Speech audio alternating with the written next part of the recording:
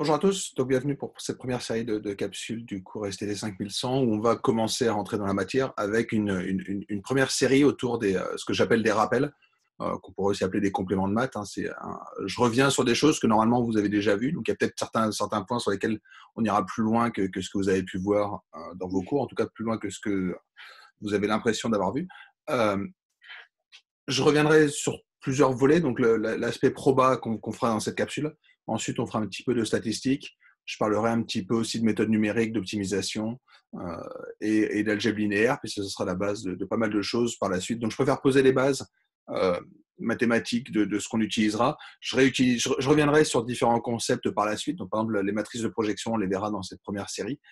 Sauf que quand on définira des projections, quand on fera de la régression, je reviendrai un petit peu là-dessus. D'accord, mais je préfère poser les bases maintenant. Donc pendant 3 semaines, on va passer un petit peu de temps sur ces bases. Et ensuite, on pourra avancer pour faire des modèles linéaires appliqués. OK, donc je vais partager mes slides. Donc je vais revenir sur mes slides. Hum, si jamais ça veut bien venir.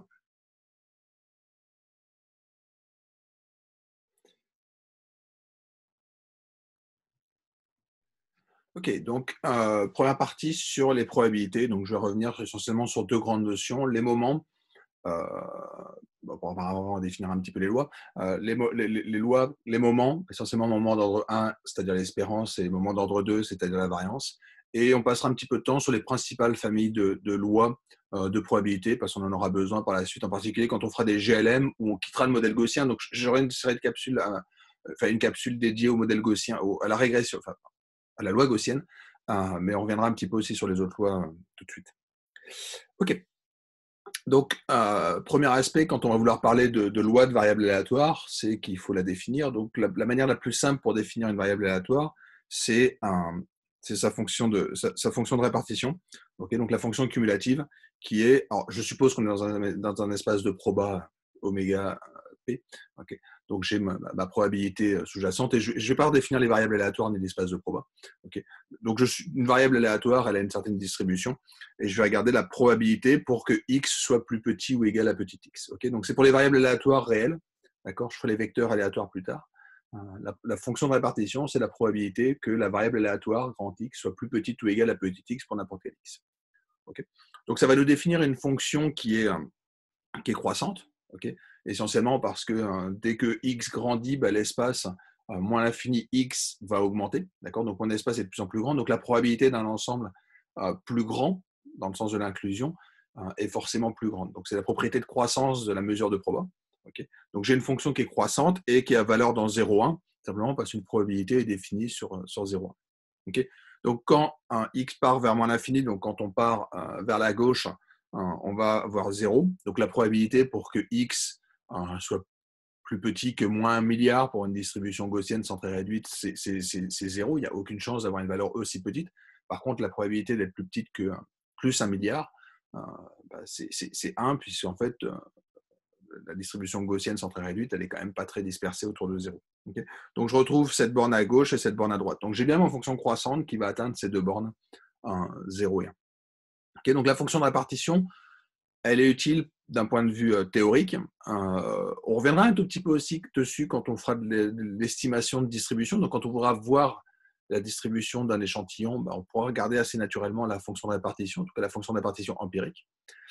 C'est ce qui est le plus simple à définir. Donc, encore une fois, la fonction de répartition, elle est universelle, elle existe tout le temps, donc elle est facile à définir. Il y a deux autres objets qui nous intéresseront. Je ne parlerai pas des fonctions caractéristiques dans ce cours-là parce qu'on n'en aura pas besoin.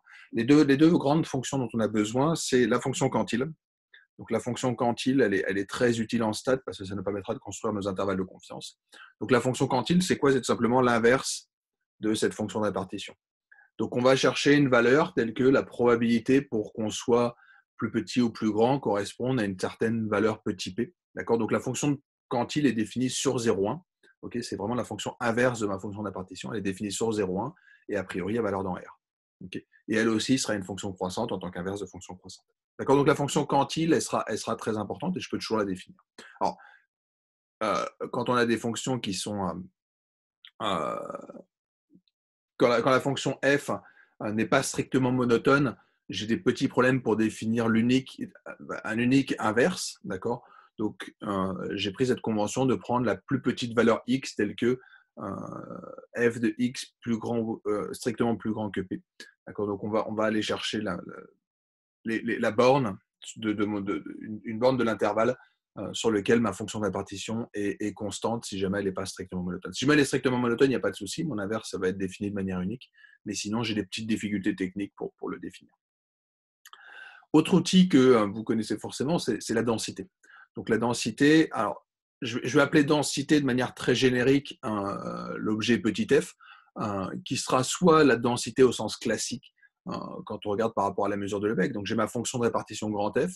Dans ces cas-là, densité, c'est la dérivée de ma fonction de répartition. Okay, dans le cas où j'ai une fonction absolument continue. Donc, par exemple, pensez à une loi gaussienne, pensez à une loi, la loi exponentielle, la loi gamma, la loi log normale. Donc toutes ces lois qui sont absolument continues, donc des lois qui vont nous donner n'importe quel réel. Donc on peut tomber sur 3.2775 avec une loi normale. Okay. L'autre cas, ça va être le cas des valeurs discrètes. Alors pour simplifier, je vais supposer qu'on ait une valeur discrète dans n. Okay, donc ce sera ce qu'on appellera un comptage, par exemple, quand on travaillera sur la loi de Poisson. Okay. Ça peut être un sous-ensemble de n. La loi binomiale, on en parlera, la loi binomiale va nous prendre les entiers 0, 1, 2, 3, 4, 5 jusqu'à n. Pardon. Donc, on a nos lois discrètes ou bien nos lois continues. Donc, quand j'ai une loi discrète, dans ces cas-là, ma fonction petit f, ce sera la masse de probabilité. Okay. Donc, je suis désolé d'utiliser la même notation, mais c'est un peu plus simple pour toute la suite. Petit f, dans le cas discret, est une probabilité, et donc appartient à 0,1. Par contre, quand je suis sur une variable absolument continue, il n'y a aucune raison pour que ma densité soit dans l'intervalle 0,1. Elle est forcément positive. Okay. Pourquoi? Parce que ma fonction de répartition, elle était croissante, donc la dérivée va être positive. Okay. Donc je suis positif, mais je peux parfaitement dépasser 1. Alors pensez à la loi exponentielle. J'ai remis deux exemples ici. Le cas de la loi uniforme. Okay, donc quand on est uniforme sur 0,1, ça veut dire quoi? Ça veut dire qu'il n'y a aucune chance d'être en dehors de l'intervalle 0,1. Donc la masse, la masse est forcément dans l'intervalle 0,1, d'où mon indicatrice. Okay. Et c'est quoi la valeur dans 0,1? Déjà, c'est quelque chose de constant. C'est bien la notion d'uniformité. Okay. Et il y a une autre propriété qui est que la densité doit s'intégrer à 1.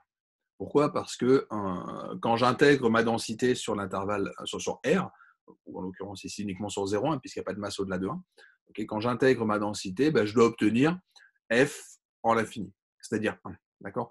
Donc, l'intégrale doit être égale à 1. Donc, en fait, j'ai une fois cette indicatrice d'être dans l'intervalle 0,1. Donc, ça va me faire une distribution qui va être nulle avant 0, puis qui va atteindre 1 et qui va être constante. Donc ça, c'est vraiment la notion de distribution uniforme. J'ai autant de chances d'être entre 0 et 10% qu'entre 90% et 1. Okay. Et après, au-delà de 1, je vais être égal à 0. Si jamais je prends un intervalle uniforme un peu différent, donc par exemple l'intervalle AB, dans ces cas-là, je suis encore uniquement avec j'ai une distribution de masse uniquement dans l'intervalle AB. J'ai rien à gauche de A, j'ai rien à droite de B. Okay. Et sur mon intervalle AB, je suis constant. Je suis constant parce que je suis uniforme. D'accord? Et quelle est la valeur? Tout simplement, il faut que l'intégrale de ma densité soit égale à 1. Donc, comme j'ai une aire qui va s'appeler une aire rectangulaire, dans ces cas-là, il faut que je calcule l'aire du rectangle. Ma base est de longueur B-A. Donc, ma hauteur, il faut qu'elle soit de hauteur 1 sur B-1 pour que l'intégrale soit égale à 1. Okay. Donc, on a cette fonction qui sera intéressante, mais qui va nous poser un tout petit peu de soucis techniques quand on a des lois continues, c'est que c'est défini comme étant une dérivée. Donc on verra quand on veut estimer une densité, c'est un peu plus compliqué qu'estimer une fonction de répartition. Donc, comme je disais il y a 3 minutes, un outil très important pour résumer l'information, ça va être les moments. Okay, donc la distribution, ça va être souvent compliqué à estimer. Mais par contre, on peut avoir une information très simple sur la distribution, c'est ce qu'on appelle les moments. Donc il y aura le premier moment qui sera l'espérance, donc la valeur centrale, et la variance qui sera un indicateur de dispersion. Okay. Donc l'espérance, c'est tout simplement défini par cette formule-là, qui est l'intégrale de YF de Y dy. Donc j'intègre un Y par rapport à la densité, un petit f, quand on a une loi continue. Si jamais j'ai une loi discrète, dans ces cas-là, c'est la somme de YF de Y. Okay. Donc la somme des valeurs que ça va prendre multipliée par leur probabilité. Repensez à un lancer de dés. Donc je prends la probabilité de tomber sur chacune des faces multipliée par la valeur de la face pour tomber la valeur moyenne de la face apparente du dé. Okay. Cette dernière formule, elle est intéressante parce qu'en fait, si jamais je l'interprète d'un point de vue échantillonnage, okay, un échantillon, c'est qu'on est tombé sur des valeurs y1, y2, yn. Je vais associer ce qu'on appelle la mesure empirique. Donc, je vais mettre un poids de 1 sur n sur chacune des observations. Et donc, l'espérance empirique associée à cet échantillon, ce sera quoi? Je reprends ma formule dont je parlais il y a 2 secondes. Je fais la somme sur toutes les valeurs que j'ai obtenues de mes yi. Donc, mon yi correspond à ce y qui se trouve là. Ma densité, c'est la probabilité d'être tombé sur chacune des observations. Mais ce que je vous disais, c'est que la mesure empirique, c'est tout simplement mettre une masse de 1 sur n sur chacune des observations. Donc, j'ai cette formule-là. Et en fait, on retrouve la classique qu'on apprend quand on est tout petit, qui est que la moyenne, qui est la version empirique en fait, de l'espérance, c'est 1 sur n, la somme des y. Okay. Je vous présenterai une autre écriture de cette espérance comme un problème d'optimisation. On peut montrer que c'est le minimum d'un problème d'optimisation. Ce sera très utile pour comprendre les bases de ce qu'on fera par la suite quand on fera des régressions, en particulier quand je commencerai à parler de moindre carré. La notion de moindre carré, elle découle d'une écriture de l'espérance, de l'espérance et de la moyenne, comme un problème d'optimisation. Okay. Donc ça, c'est ce qu'on appelle le moment d'ordre 1. Il existe un autre moment qui sera important, c'est la variance. Okay. Donc la variance, c'est quoi? C'est un moment d'ordre 2. Okay. Donc je vais voir apparaître l'espérance d'une variable au carré. Okay. Donc ce n'est pas exactement y qu'on va prendre, mais c'est la variable y qui est centrée. Donc centrée, ça veut dire quoi? Ça veut dire que je lui retranche son espérance. Okay. Donc je vais décaler y pour que l'espérance de y moins la valeur centrée soit égale à 0. Okay. Donc la variance, ce sera tout simplement l'espérance de y moins son espérance, le tout au carré. Et ça, je peux l'écrire, je l'écris tout simplement avec l'écriture de la densité. Donc, on utilise le fait que la densité d'une fonction de y, c'est tout simplement l'intégrale de cette fonction de y multipliée par la densité fy de y. Okay. Il y a une petite formule qui est pratique quand on veut faire des calculs, qui est que la variance, c'est l'espérance de la variable au carré moins le carré de son espérance. Okay. Là aussi, je peux faire une variance empirique. Alors, petite subtilité technique qui sera peut-être importante en termes de terminologie. Quand on est sur la valeur théorique de l'espérance ou alors sur la version empirique, on a souvent 2 noms. Dans un cas, quand on est sur la théorie, on parle de l'espérance mathématique. Dans l'autre cas, on va parler de la moyenne. Okay. Donc, on a moyenne et espérance qui définissent 2 objets, un qui est théorique et un qui est associé à un échantillon. La variance, c'est un peu plus compliqué parce que la variance, il y a un seul mot. Donc, j'essaierai autant que possible de parler de variance empirique quand on fera des stats. Okay. Donc, la variance empirique, c'est la version empirique de cette variance. Okay. Donc, j'utilise le fait que j'ai cette fonction qui apparaît, que j'intègre par rapport à la densité de ma variable sous-jacente. Okay. Donc, ce carré de différence va se traduire comme étant la différence entre les y et leur moyenne, okay, au carré. Et ma densité f de y, encore une fois, c'est la probabilité de tomber sur chacune des valeurs. Et donc, dans le cas d'une mesure empirique, ça va être 1 sur n. Donc, je retrouve le fait que la variance, je ne parle pas encore d'estimateur, la version empirique de ma variance, quand j'ai un échantillon, c'est tout simplement de dire que je vais faire 1 sur n, la somme des y moins y bar au carré.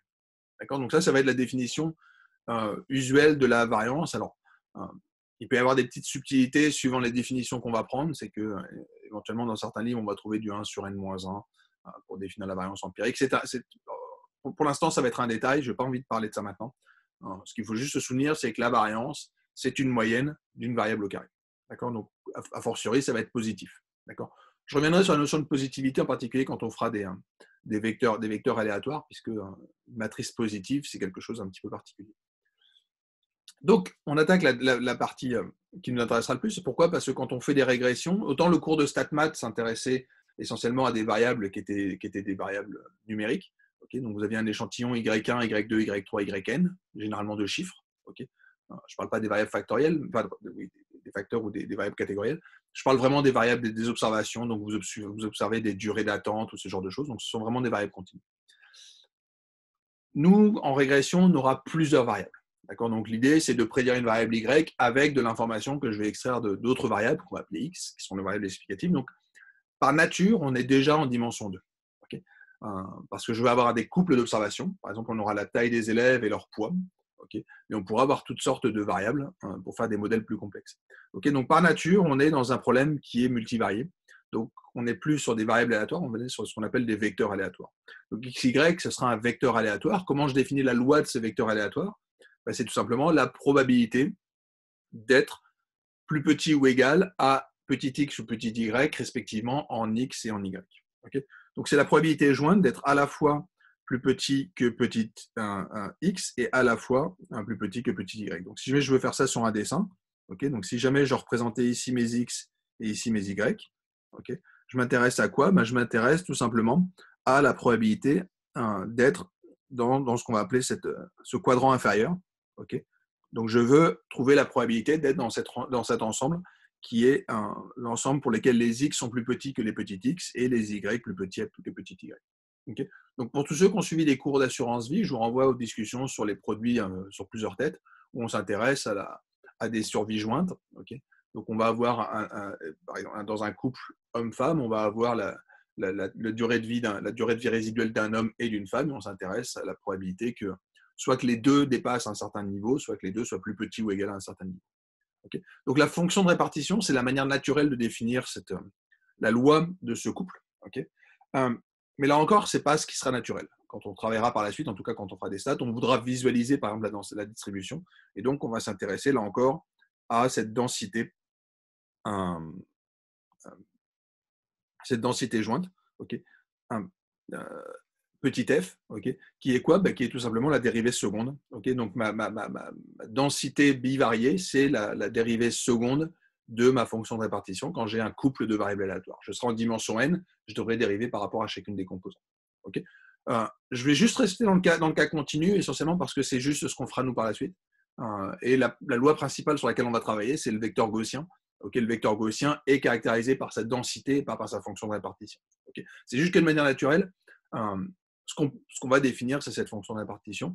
La densité va découler de cette fonction de répartition. Okay, avec toujours les mêmes propriétés qui sont que cette densité doit être positive. Okay, alors, elle doit vérifier elle doit être positive et s'intégrer à 1. Okay, donc ça va avoir des conséquences sur la fonction grand F. La fonction grand F doit être une forme de fonction croissante, mais c'est un peu compliqué à définir en dimension plus grande que 2. Je n'irai pas beaucoup plus loin là-dessus. Souvenez-vous juste que la densité, c'est jamais qu'une dérivée seconde de ma fonction de répartition en dimension, quand on est sur des couples de variables aléatoires en dimension 2. Mon espérance, ce sera un vecteur.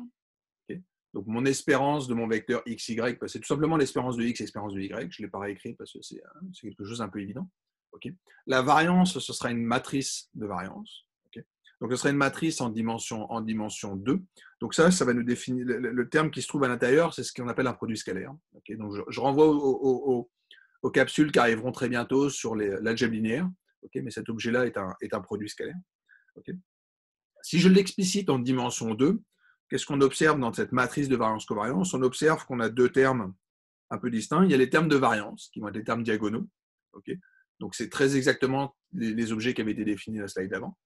Et les termes qui sont hors diagonaux, qui sont ce qu'on appelle des covariances. Okay, donc, en l'occurrence, cette covariance ici, ça va être tout simplement l'espérance de ma variable x que je vais centrer, multipliée par la variable y que je vais centrer. D'accord? Donc ça va me donner mon terme de covariance. Alors, j'écris deux fois la même chose. Normalement, il y en a un qui devrait être la covariance de YX, mais on le voit, c'est quelque chose qui est symétrique. D'accord? Donc, ça va nous définir une matrice qui va être symétrique. Il s'avère que les matrices symétriques réelles sont très particulières. Elles ont beaucoup de propriétés. Donc voilà, donc c'est ça qu'on va utiliser. Alors, je n'irai pas plus loin sur les moments d'ordre 3 et 4 parce qu'on voit que ça va devenir compliqué à définir. Okay, et par la suite, nous, on se contentera d'avoir ces matrices, cette variance, cette espérance et cette variance. Okay, donc l'espérance, encore une fois, ça contient deux informations, l'espérance de x et l'espérance de y, mais qui sont des propriétés marginales. La matrice de variance-covariance, elle contient, en l'occurrence, elle contient trois termes. Okay, deux termes qui sont des comportements marginaux, individuels. Donc il y a la variance de x qui dépend que de x, la variance de y qui dépend que de y, et il existe juste un terme pour tenir compte de cette dépendance, qui est cette covariance entre x et y. Okay, Donc, c'est ce qu'on verra apparaître quand on fera le vecteur gaussien. Dans le vecteur gaussien, on aura les lois marginales. Donc, il y aura un vecteur gaussien, on verra, c'est plus que le fait que les marges sont gaussiennes. Mais une des propriétés, c'est que les marges sont gaussiennes. D'accord. Et on a une petite propriété en plus qui est cette covariance qui va exister entre chacun des termes. Okay. Donc, maintenant qu'on a revu les bases, je vais revenir sur les grandes familles. Encore une fois, ça me sert parce que par la suite, on va les utiliser essentiellement quand on fera des GLM où je vais faire des régressions binomiales, je vais faire des régressions de Poisson, je vais faire des régressions géométriques et tout ça. Donc, je préfère définir les lois avant de définir les régressions. Okay. Mais dans la première section du cours sur les moindres carrés, on fera uniquement du modèle gaussien. OK. Première partie. Donc, j'ai mis loi binomiale avec un S, essentiellement parce qu'on va avoir trois grandes familles de lois, la loi de Bernoulli, la loi binomiale et la loi multinomiale. Donc, première loi, la loi de Bernoulli. Okay. Donc, la loi de Bernoulli, c'est une variable qui est définie dans 0, 1. Okay. Donc, qui peut prendre que deux valeurs, 0 ou 1. Et en fait, à partir du moment où vous avez une variable qui peut prendre que deux valeurs, 0 ou 1, ce sera le cas pour toutes les variables indicatrices. Okay. Il y a une seule loi qui permet de caractériser ce type de distribution, 0, 1. C'est caractérisé complètement par le paramètre P qui est la probabilité de valeur 1. Okay, je pourrais aussi le caractériser par la probabilité de valeur 0, mais en fait, il suffit d'un paramètre pour caractériser complètement la loi. Autant pour les autres, on l'avait vu, cette probabilité, c'est juste un élément dans la plupart des lois. Et il s'avère que pour cette famille de lois, ça caractérise complètement la loi. Okay, donc, elle est caractérisée par ce paramètre P. Donc, P, c'est une probabilité. Okay, c'est la probabilité de tomber sur 1. Donc, c'est un paramètre dans 0, 1, ce qui est un petit peu particulier. On est sur un paramètre qui est contraint. Ce qui pourra poser potentiellement des petits problèmes d'inférence. On le verra un petit peu par la suite. Et donc, sa distribution s'écrit sous cette forme-là. D'accord. Donc, c'est P puissance Y, 1 moins P puissance 1 moins Y. Loi de Bernoulli. Encore une fois, les liens envers sont les expressions envers sont des liens URL. Donc, si vous cliquez dessus, vous tombez sur la page de Wikipédia, sur la loi de Bernoulli. Le gros intérêt, et c'est cette petite formule, et je m'arrêterai là, c'est que la probabilité de tomber sur 1, c'est aussi l'espérance de cette loi-là. Okay, donc, on peut interpréter ce paramètre P comme étant aussi une espérance, et ça sera assez utile par la suite. Deuxième loi, la vraie loi binomiale. Donc, la loi binomiale, c'est celle qui n'est plus cette fois-ci à valeur dans 0, 1, mais dans les valeurs 0, 1, 2, 3, 4, 5, 6, 7 jusqu'à n. Okay, donc, c'est cette fonction qui fait apparaître le nombre de manières d'arranger, de combiner un y élément parmi n. Okay, et on va retrouver du p puissance y, 1 moins p puissance n moins y. Okay, donc, cette loi, elle a pour moyenne np. Okay, et elle est caractérisée par les propriétés suivantes, c'est que si jamais vous avez des variables de Bernoulli qui sont indépendantes et qui suivent la même loi de Bernoulli de paramètre P, qui a la même distribution, dans ces cas-là, la somme de ces lois de Bernoulli vous donne très exactement cette loi binomiale. Voilà. Donc, la loi binomiale, c'est jamais que des sommes de Bernoulli indépendantes et de même paramètre. Je vous la montre ici. Okay, donc, on visualise ici une loi de Bernoulli. Alors, on voit ici la borne. Donc, ici, j'ai ma borne inf qui est à 0, ma borne sup qui est à 10. Donc, ici, en l'occurrence, c'est une loi de Bernoulli de paramètre 10. Okay, n égale 10. Le paramètre P, il faudrait le calculer, mais il y a des propriétés en termes de moyenne. Donc, peut-être qu'on est vers une moyenne, je dirais, vers 3 ou 4. Okay. Comme propriété, on a le fait donc, que l'espérance soit égale à NP. Donc, ça, j'en ai déjà parlé. La variance, c'est NP1 moins P. Okay, donc, je ne l'avais pas dit, mais pour la loi de Bernoulli, c'est P et P1 moins P. Donc, on le reverra réapparaître souvent en statistique, ce P1 moins P, okay, qui va être assez utile. Juste une petite propriété qui peut être intéressante, ce 1 moins P qui apparaît ici, il est forcément dans 0,1. Il est forcément plus petit que 1. D'accord ? Donc, en fait, ça induit le fait que la variance, elle est forcément plus petite. La variance est forcément plus petite que l'espérance. Okay, donc, ça, on s'en souviendra quand on fera des modèles GLM, parce qu'on se retrouvera, c'est des choses que vous savez forcément, quand on a des lois qui sont discrètes, on va généralement distinguer trois cas. Le fait que la variance est plus petite que l'espérance, ce sera plutôt une loi binomiale. Quand la variance est égale à l'espérance, on est plutôt sur une loi Poisson. Et quand la variance dépasse l'espérance, on est plutôt sur une loi binomiale négative. Okay. Autre propriété, la loi binomiale, elle est proche d'autres distributions. Si vous regardez la distribution qui se trouve en bas, okay, qui est une autre loi, une loi binomiale avec un paramètre n qui vaut 20, okay, on a quelque chose qui ressemble à une loi en cloche. La loi en cloche, c'est la loi gaussienne. Okay. Donc, on a deux propriétés importantes. La première, c'est que on a une approximation, donc je vais commencer par la fin. L'approximation de la loi binomiale par une loi gaussienne. Okay. Donc, ça, vous le connaissez forcément, parce que, enfin, en tout cas, si vous avez déjà traîné dans des musées des sciences, c'est la planche de Galton. La planche de Galton, je vous rappelle, c'est une planche dans laquelle on a plein de petits clous. On envoie une pièce, et à chaque fois qu'elle rencontre un clou, soit elle va à gauche, soit elle va à droite. Et après, elle arrive sur un autre clou, soit elle va à gauche, soit elle va à droite. Donc, on voit nos lois binomiales. À chaque clou, il y a une décision de gauche-droite. Okay, et donc, je somme ces indicatrices de gauche-droite. Okay, et au final, quand vous laissez tomber plein de pièces ou plein de billes, vous récupérez en bas la distribution de vos pièces ou de vos billes qui vous donne une belle courbe en cloche. Okay, c'est exactement la planche de Galton pour montrer la convergence de cette loi de binomiale vers une loi gaussienne qu'on connaît depuis plus de 200 ans. Okay, une autre petite propriété qui nous sera pas mal utile par la suite, c'est que si je m'intéresse au ratio P sur N, ce qu'on peut montrer, c'est qu'une loi de Bernoulli, une loi binomiale de paramètres NP, c'est très proche d'une loi de Poisson de paramètres P sur N.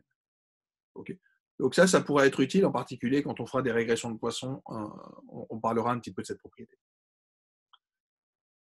Ok, une autre loi qui est très proche de ces familles-là, alors qui est un petit peu plus tordue à définir, mais dont on aura largement besoin quand on fera des variables factorielles, c'est les lois multinomiales. Donc une loi multinomiale, c'est quoi? C'est des variables qui prennent des valeurs, alors je vais simplifier un tout petit peu, je vais dire qu'elles prennent des valeurs 1, 2, 3 jusqu'à D. Okay, donc on l'utilisera pour définir des variables factorielles qui prendront des modalités. Donc par exemple la couleur des cheveux, je pourrais avoir des personnes qui sont blondes, première modalité, qui seront brunes, deuxième modalité, qui sont rousses, troisième modalité, qui sont châtains, quatrième modalité. Enfin, je peux définir comme ça des modalités et je vais associer des probabilités à chacune des classes, à chacune des catégories. Donc c'est ce vecteur de probabilité. Donc cette fois-ci, c'est plus comme dans le cas précédent où j'avais juste un cas qui m'intéressait, qui était cette variable de Bernoulli 0,1. Ici, je vais prendre plusieurs valeurs qui vont être intéressantes. Donc techniquement, qu'est-ce qu'on définit? En fait, on définit ce vecteur de variable indicatrice de est-ce que je suis dans la classe 1. Okay, donc dans le cas de la variable Bernoulli, je m'intéressais juste est-ce qu'une personne est blonde? Le contraire étant qu'elle n'est pas blonde. Donc 1 c'est blond, 0 c'est pas blond. Ici, je m'intéresse à toutes les couleurs de cheveux possibles. Donc je vais avoir l'indicatrice est-ce que la personne est blonde? Est-ce que la personne est brune? Est-ce que la personne est rousse? Est-ce que la personne est châtain? Okay, c'est une variable très particulière parce que c'est plus qu'une collection de variables indicatrices. C'est que c'est une collection de variables indicatrices dont une seule est égale à 1. Okay, donc j'ai forcément une réponse. Okay, donc soit la personne est blonde, soit la personne est rousse. Okay, mais elle ne peut pas être les deux et elle ne peut pas être rien du tout. Okay, donc ça va nous définir ce vecteur en dimension D, qui est un vecteur de variables indicatrices dont on aura besoin par la suite. Donc j'insiste lourdement là-dessus. Je suis désolé et passe un petit peu de temps à vous repasser la vidéo si vous ne comprenez pas, mais c'est ce qu'on va utiliser quand on aura des variables factorielles. Quand j'aurai une variable factorielle, quand j'utilise, je ne sais pas, je m'intéresse à la probabilité d'avoir un cancer et j'ai la couleur des cheveux. La couleur des cheveux, ce sera une variable catégorielle, qui sont des mots. Okay, on est là pour faire des maths, d'accord? Donc je vais être obligé de transformer ce vecteur de mots en un vecteur chiffré. Comment je vais faire ça? Je vais créer pour une variable catégorielle ce vecteur qui prend des variables 0. Okay, donc c'est ça qu'on va constituer par la suite quand on aura des variables factorielles. Okay, donc ce que j'appelle une loi multinomiale, donc ce sera quand on a un tirage de n valeurs, okay, ça va être cette loi MNP. Okay, N, c'est le nombre d'observations dans mon échantillon. Et P, ce sera cette probabilité que je ne connais pas, qui est la probabilité d'être dans la catégorie 1, probabilité dans la catégorie 2, probabilité dans la catégorie 3. Donc, c'est vraiment un vecteur de probabilité dont la somme des composantes est égale à 1. Okay, donc, c'est la définition de la loi multinomiale. Donc, on peut donner cette distribution qui est un peu tordue. Okay, mais voilà, on reviendra là-dessus parce que ça sera très important quand on fera un test qui est le test du Qui2. Okay, donc le test du Qui2 est basé sur cette idée de loi multinomiale. Okay. Juste une petite remarque. Ma loi de Bernoulli, en fait, je peux la retraduire comme étant une loi multinomiale, tout simplement en disant je vais m'intéresser à ma variable indicatrice de valeur 0, indicatrice de valeur 1. Okay. Donc cette loi particulière, c'est vraiment notre loi de Bernoulli sous-jacente. Je n'irai pas beaucoup plus loin. De mémoire, ce slide, je le reprendrai quand on définira la régression logistique, okay, parce que ça va être la base de beaucoup de choses. Mais voilà. Je m'arrête là pour cette introduction, en tout cas, à la formalisation de la loi multinomiale. Deuxième grande famille de lois, la loi de Poisson, donc est très populaire en assurance, essentiellement parce que c'est la loi des petits nombres, c'est la loi des accidents. Okay, donc c'est quoi? C'est cette distribution exponentielle de moins lambda, lambda puissance y sur factoriel y. Okay, donc cette variable, elle a la valeur dans n. Okay, donc je peux prendre toutes les valeurs à partir de 0. Okay, donc 0 est une valeur que je peux atteindre. Et ce qu'on peut observer, c'est que l'espérance, c'est lambda, et la variance, c'est aussi lambda. Donc c'est ce qu'on va appeler une loi équidispersée, au sens où l'espérance est égale à la variance. Okay, on peut noter qu'on a une petite interprétation du paramètre lambda, donc, qui n'est pas juste une espérance, mais aussi une variance. En fait, c'est lié à la probabilité de valeur 0. Okay, on peut montrer que c'est aussi moins le logarithme de la probabilité de valeur 0. Donc ça pourrait être intéressant quand on s'intéressera aux accidents. Okay, donc, au lieu de se demander combien est-ce qu'une personne peut avoir d'accidents dans l'année, on pourra l'interpréter à partir en tout cas, relier le paramètre lambda qui va correspondre à la fréquence de sinistre à la probabilité de ne pas avoir d'accident. Okay, via cette formule qui est moins le log de la probabilité. Ça aussi, on le reverra quand on fera des modèles GLM. Autre distribution classique, la loi géométrique. Donc la loi géométrique, c'est cette distribution. Alors, il y a deux manières de la définir. Moi, je vais la faire commencer à 0. D'accord, donc, je commence par la valeur en 0, puis 1, puis 2, puis 3, puis jusqu'à n. Donc, c'est tout simplement p, 1 moins p puissance y. Okay, donc, je suis là aussi à valeur dans n. Ce qu'on peut montrer, c'est que l'espérance, c'est du 1 sur p moins 1. Okay, donc, je prends l'inverse de ma probabilité moins 1. Donc, je suis bien sur quelque chose de positif. Et la variance, c'est 1 moins p sur p à la 2. Okay. On verra laquelle sera la plus appropriée. Donc, soit je commence en 0, soit je commence en 1. Okay. L'intérêt de commencer à 1, c'est que l'espérance, elle a une expression très simple. C'est juste 1 sur la probabilité. Alors ça, c'est très utile en assurance parce qu'on a une interprétation, ce qu'on va appeler une durée. Okay, donc la loi géométrique, elle apparaît quand on s'intéresse la première fois qu'un événement survient. Okay, par exemple, les catastrophes naturelles. Vous avez une probabilité d'une chance sur 100 d'avoir une inondation à un certain endroit.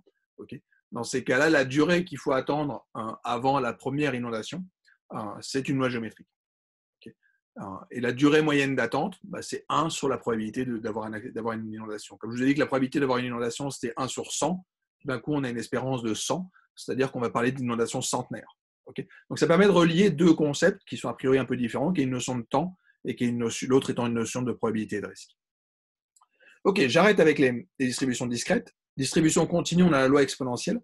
Okay, donc la loi exponentielle, elle est essentiellement définie par ce qu'on appelle la fonction de survie, donc qui est 1 moins la fonction de répartition. C'est tout simplement exponentielle moins lambda y.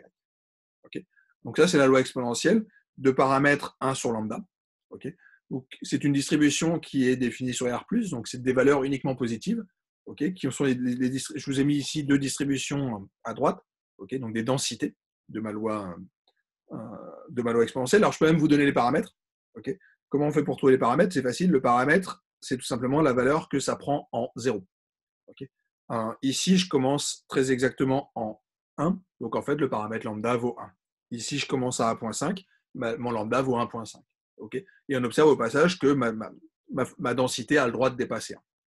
D'accord, donc la loi exponentielle, alors juste pour info, c'est si jamais je prenais la partie entière de cette loi exponentielle, je retombe sur ma loi de géométrique telle que je l'ai définie à partir de 0. En fait. C'est essentiellement pour ça que je voulais les faire définir à partir de 0. D'accord, donc cette loi exponentielle, on la verra là aussi réapparaître plus tard.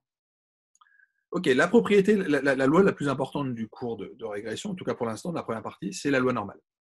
Donc la loi normale, elle est définie par cette formule un petit peu tordue. Alors, ce qu'il faut juste retenir, c'est qu'il y a essentiellement, je veux dire, 3 termes. Le premier terme, c'est le fait qu'on ait cette différence entre y moins mu au carré.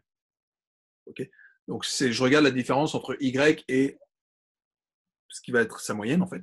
D'accord, donc, je prends la différence au carré entre y moins mu. Je vais diviser par 2 fois un terme qui correspond à la variance. Okay, donc, on récupère ce premier ratio et je vais prendre l'exponentielle de moins cette grandeur-là. D'accord, donc, fondamentalement, la loi gaussienne, c'est vraiment ça. C'est vraiment juste l'exponentielle de moins la variable, ce qu'on va appeler centrée réduite au carré. D'accord, donc, c'est tout simplement ici la variable qui est, alors il y a du 1,5 qui traîne, mais c'est la variable y moins mu sur sigma que j'élève au carré.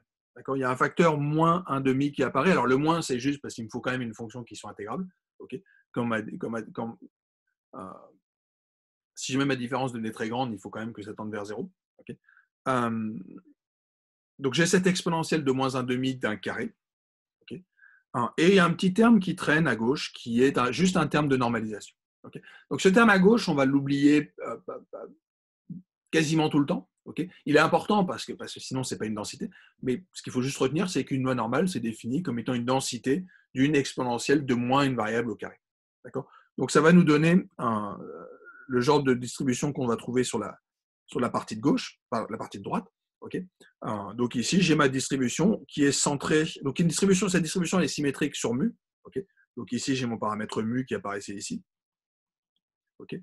Et le paramètre sigma, encore une fois, c'est de la variance. Donc le paramètre sigma, c'est ce paramètre de variation autour de la moyenne. Okay. Donc cette histoire de loi centrée réduite, on l'observe ici. D'accord. Donc quand je centre et que je réduis, donc centrer, ça veut dire retrancher l'espérance, réduire, ça veut dire diviser par l'écart type. Ça me donne une loi qui est d'espérance 0 et de variance 1. Okay. Et en l'occurrence, la loi gaussienne, elle est stable par transformation linéaire. D'accord. Donc si jamais je transforme ma variable qui était une variable mu sigma à la 2, je la centre et je la réduis. Dans ces cas-là, je récupère une loi normale. Ok. Donc avec ça, on est bon. Donc je vous mets juste la fonction de répartition, mais ça ne se calcule pas ce truc. Enfin, ça se calcule numériquement. D'accord. Donc c'est la fonction de répartition de ma loi normale. Elle me sert essentiellement pour calculer des quantiles, mais les quantiles, je peux pas, il n'y a pas de formule explicite, il faut les récupérer dans les tables. Okay. Enfin, en tout cas, c'est ce qu'on disait en 1960. Là, on est sur des outils un peu plus modernes. Donc, comment je récupère mes quantiles? Je les récupère sur ordinateur. D'accord. Donc, par exemple, le quantile à 95%, c'est 1,64. Okay. Donc, souvenez-vous de ça pour les intervalles de confiance. On aura ce 1,64 qui va apparaître. On aura aussi ce 1,96. 1,96, c'est le quantile de niveau 97,5%. Okay. Donc, il y a 2,5% de chance d'être plus grand que 1,96. Il y a 5% de chance d'être plus grand que 1,64. D'accord. Donc, quand on a une loi normale, c'est très réduite. J'entends. D'accord. Donc la loi normale, ce sera la loi qu'on utilisera le plus. C'est historiquement, ça avait été introduit comme étant une loi des erreurs. Donc, je vous renvoie à la petite capsule numéro 2 que j'avais faite sur un petit peu d'épistémologie des modèles. Okay. En astronomie, on avait ces erreurs de mesure qui suivaient une loi normale. Nous, on ne sera pas des erreurs de mesure, mais on va quand même garder cette hypothèse de normalité des résidus et de ce qu'on n'arrive pas à expliquer. Okay. Donc ça, c'est ma distribution gaussienne. De cette loi gaussienne, on va pouvoir définir beaucoup de lois. Alors, je renverrai sur la prochaine capsule où je vais passer pas mal de temps sur la loi gaussienne, donc sur le vecteur gaussien, mais aussi sur les lois classiques qui en découlent. Ce que j'appelle loi classique, c'est la loi de Student, la loi de Fisher, la loi du Qui2, okay, qui découle de cette loi normale. Là, je vais juste faire une petite parenthèse sur la loi log normale. Okay, la loi log normale est aussi une loi classique pour les distributions de sinistres, par exemple, pour les distributions de durée. Donc, comment est-ce que je définis une loi log normale? Tout simplement en notant que c'est l'exponentielle d'une loi normale. Okay. Et les paramètres mu et sigma 2 qui apparaissent ici, c'est les paramètres de la loi gaussienne sous-jacente dont j'ai pris l'exponentielle. D'accord. Donc, notez bien que c'est important parce que ça veut dire que l'espérance de y, ça ne va pas être l'exponentielle de mu. Okay. L'espérance de y, c'est l'exponentielle de mu plus 1,5 de sigma carré. D'accord. Donc, ça sera important aussi quand on fera des transformations dans les modèles linéaires. Okay. Faut jamais oublier ce terme qui est sur 1,5 de sigma carré. Okay. Donc ça vient du fait qu'on a cette petite propriété qui est que l'espérance du log, ce n'est pas le log de l'espérance. Okay. Donc ça paraît évident, c'est Jensen. Okay. L'espérance, je ne l'ai pas dit, mais c'est un opérateur qui est linéaire, dans le sens où l'espérance de ax plus b, c'est a espérance de x plus b. Mais dès lors que vous avez une fonction qui est non linéaire, dans ces cas-là, l'espérance de cette transformée, ce n'est pas la transformée de l'espérance. Okay. Et c'est particulièrement le cas pour ce log ou l'exponentielle, peu importe. D'accord. Donc, la distribution log normale, c'est cette distribution qu'on observe ici à droite. D'accord. Donc, ça va être cette distribution de variables positives, okay, asymétriques, d'accord, donc qui est centrée sur l'exponentielle de mu plus 1,5 de sigma carré. D'accord. Donc, la médiane sera l'exponentielle de mu, mais la moyenne, c'est l'exponentielle de mu plus 1,5 de sigma carré. Donc, la moyenne est toujours plus grande que la médiane, et ça correspond bien à cette idée d'asymétrie vers la droite de ma loi log normale. Il y a une loi qui est très très proche en termes de dessin, c'est la loi gamma. Donc la loi gamma, elle est définie par cette distribution, alors qui ressemble à quoi? Alors, il y a une petite erreur ici, je vais juste le corriger là. La loi gamma, d'où elle va, donc ici ça va être un petit x. La loi gamma, à quoi elle ressemble? Quand on regarde sa densité, On a tout simplement un... Bon, je le referai sur ce slide-là, donc je vais peut-être passer. Puisque la formule était fausse. OK. Juste pour conclure ces histoires de proba, je vais revenir sur deux concepts importants qui sont des histoires de convergence. Les convergences, ça va être important parce que ça permet de faire des approximations. Ça permet aussi de faire des intervalles de confiance quand on va parler du théorème central limite. Okay. Donc, le premier type de convergence qu'on va discuter, c'est la convergence en proba. Okay.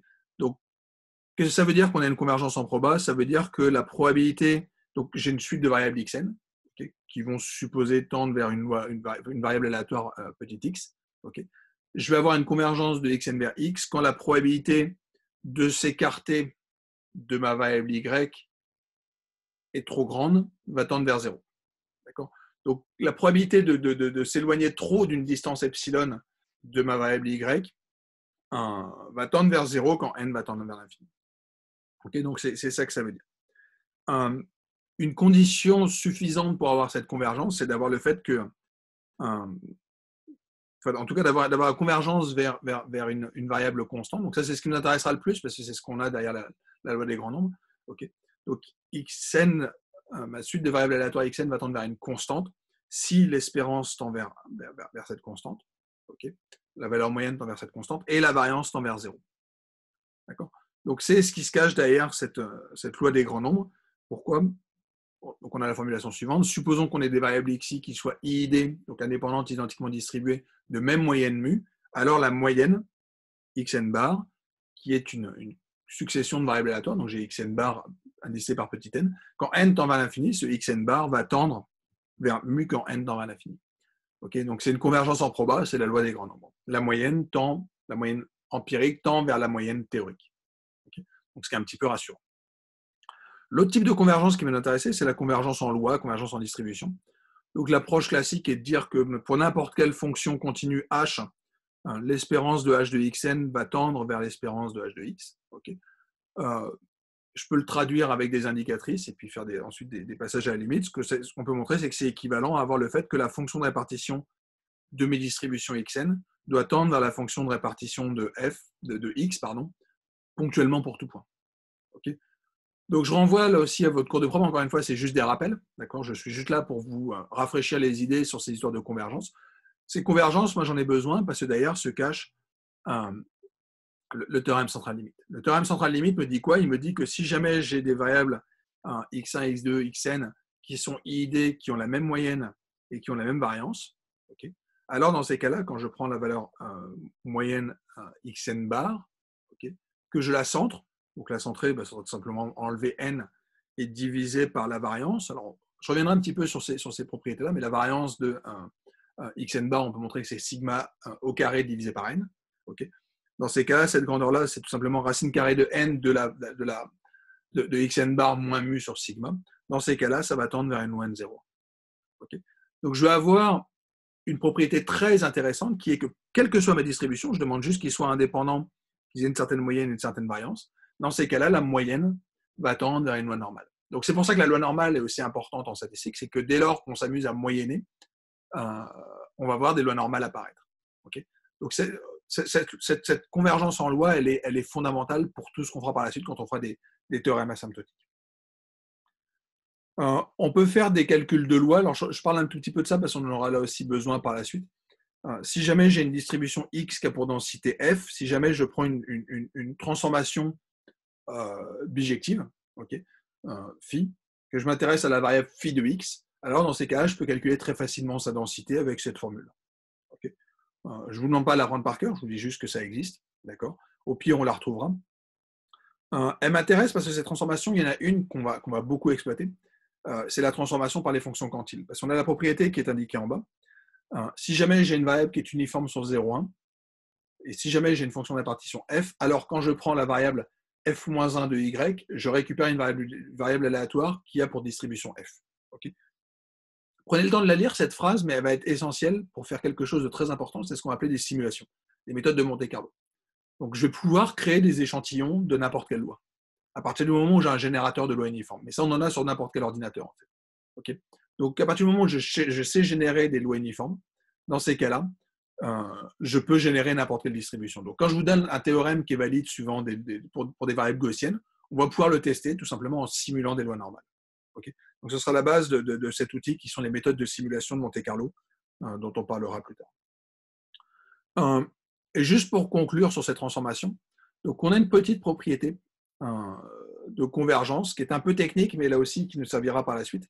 C'est que si jamais j'ai une propriété de convergence de ce type-là, c'est-à-dire que si ma collection de variables aléatoires xn tend vers une loi normale qui est centrée sur θ, okay, et qui a pour variance quelque chose de la forme sigma carré sur n, dans ces cas-là, je peux le réécrire sous la forme suivante, c'est que racine carrée de n multiplié par xn moins θ tend vers une loi normale centrée d'une certaine variance sigma 2.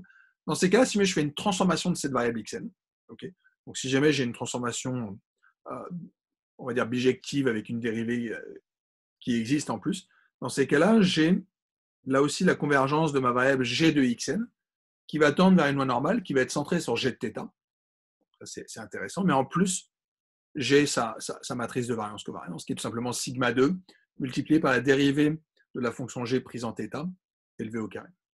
Donc cette propriété elle va être très importante par la suite parce que ça veut juste dire si jamais j'ai une convergence de quelque chose vers une loi normale, et ça on l'a toujours parce qu'en fait on a le théorème central limite, dans ces cas-là, n'importe quelle transformation que je vais pouvoir prendre va me donner aussi une convergence normale.